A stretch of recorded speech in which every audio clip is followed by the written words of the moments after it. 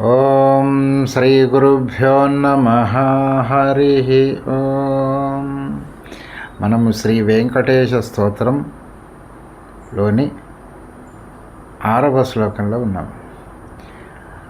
అభిరామ గుణాకర దాశరథే జగదేకధనుర్ధర ధీరమతే రఘునాయక రామ రమేశ విభో వరదో భవదేవ దయా జలదే.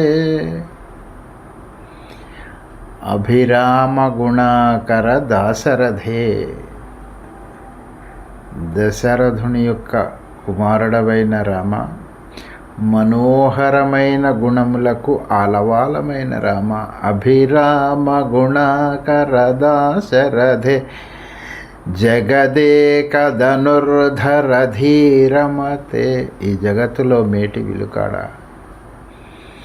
జగదేక ధనుర్ధర ధీరమతే, అంతులేని ధైర్యము కలవాడ, ధీరత్వము కలవాడ. రఘునాయక రామ రమేశ విభో, రఘువంశానికే వన్నె తెచ్చిన రామ. రఘునాయక రామ రమేశ విభో, లక్ష్మీదేవికి భర్త అయినవాడా, సీతాదేవికి భర్త అయినవాడా. వరదో భవదేవ దయాజలధే, ఓ దయాజలధి, మాకు వరములనివ్వు స్వామి అని వేడుకుంటున్నారు అಣ್ಣన్ స్వామి వారు. నిజంగా రామనామము చెప్పితే పులకరించని హృదయం ఒకటి ఉంటుందా? అభిరామ గుణాకర దాశరథే, అసలు గుణములకు నిలయమైన వాడు రామచంద్ర ప్రభువు. ఇతని గుణాలను వర్ణించకుండా ఎవరూ ఉండలేకపోయినారండి. ఋషులు, మునులు, సాధారణ ప్రజలే కాదు, తార ప్రశంసిస్తుంది. ఎలా చెప్తుందంటే, ధాతూనామివ శైలేంద్రో గుణామాకరో మహాన్ అంటుంది తార. పంచకన్యలలో ఒక ఆమె ఏమని చెప్తుంది తార కిష్కింధకాండలో?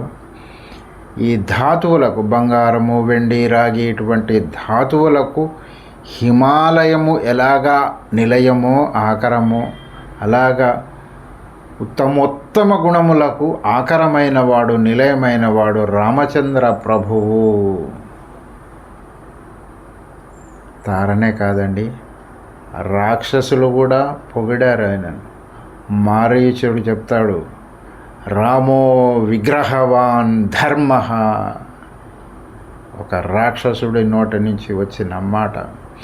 వృక్షే వృక్షే చ రాఘవ, నాకు ప్రతి వృక్షంలో రావణ నాకు రాముడే కనపడుతున్నాడు అంటాడు. అంత గొప్ప గుణములు గలవాడు రామచంద్ర ప్రభు. జగదేక ధనుర్ధర ధీరమతే, ఆయన దగ్గర ఎన్ని అస్త్రములు, ఎన్ని శస్త్రములు ఉన్నాయి. ఒక బాణం వేస్తే 7 సాల వృక్షాలను ఛేదించి మళ్ళీ వచ్చి ఆయన యొక్క అమ్ముల పొదలో చేరిపోయింది. ఆ మారీచుడిని 2 సార్లు బాణం వేసి కొడతాడు. బహుశా ఇతన్ని చంపవద్దనుకున్నాడేమో. ఒకసారి వెళ్ళి 200 కిలోమీటర్ల దూరంలో పడిపోయినాడు. మళ్ళీ ఒకసారి వనవాస దీక్షలో వచ్చినప్పుడు ఎలా ఉన్నాడో రాముడు చూద్దాం. అప్పుడంటే బాలుడు కదా, ఇప్పుడు పెళ్లి చేసుకొని ఉన్నాడంట, వనవాసంలో ఉన్నాడంట, వచ్చి చూద్దామని చూస్తే మళ్ళీ ఒక్కసారి బాణం వేసి కొడితే వెళ్ళి దూరం పడిపోయినాడు. చావలేదు కానీ ఆ చావు దెబ్బ రుచి చూశాడు మారీచుడు.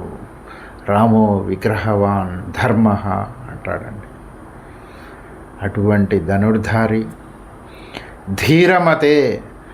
14,000 మంది రాక్షసులు, ఖరదూషణలు ఒక్కసారి వచ్చారు రాముడి మీదకి. లక్ష్మణ, సీతమ్మను తీసుకొని వెళ్ళి నువ్వు దూరంగా ఉన్న ఒక గుహలో ఉండవలసింది. సీతమ్మను బయటికి రానివ్వవద్దు, నువ్వు కూడా బయటికి రావు. నేనొక్కడనే వీళ్ళ సంగతి చూసుకుంటాను అంటే, రామా నేను కూడా ఉంటాను నీతో అంటే, వద్దు ఇది నా ఆజ్ఞ అన్నాడు. వెళ్ళిపోయినాడు లక్ష్మణుడు ఆ గుహలోకి సీతమ్మను తీసుకొని. 40 నిమిషాలలో 14,000 మంది రాక్షసులను వధించి పాడేశాడు. రాక్షసులను వధించటం మామూలు మాట కాదు. వాళ్ళు చేసే యుద్ధం మామూలుగా ఉండదు.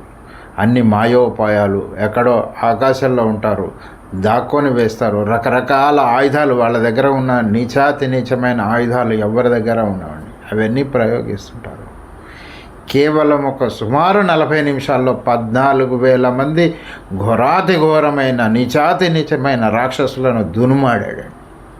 ధీరమతే రఘునాయక, ఆ రఘుమహారాజు జన్మించిన వంశంలో జన్మించి ఆ రఘువంశానికి వంశ తెచ్చిన మహానుభావ రమేశ విభో,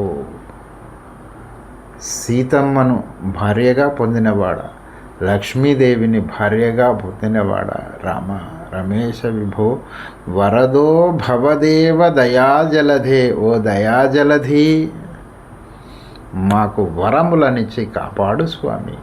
నీవు దయకు జలధి వంటి వాడివి, ఒక సముద్రము వంటి వాడివి. అందులో మా మీద కొంచెము దయను నీవు వర్షిస్తే, మాకు కృప చేస్తే ఎంత బాగుంటుంది స్వామి, మమ్ములను అనుగ్రహించవా అంటున్నారు అన్నన్ స్వామివారు ఈ 6వ శ్లోకంలో. స్వస్తి.